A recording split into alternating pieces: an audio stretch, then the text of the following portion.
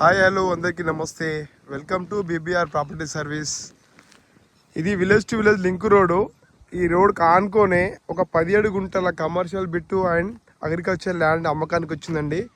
ఇది ఈస్ట్ ఫేస్లో గేట్ వేశారు. 4 మూలలు సమానంగా బాక్స్ లాగా ఉంది. వెనకాల కూడా దీనికి నక్షదారి ఉందండి. ఇది ఆలేరు మండలానికి ఒక 5-6 కిలోమీటర్ దూరంలో ఉంటుంది.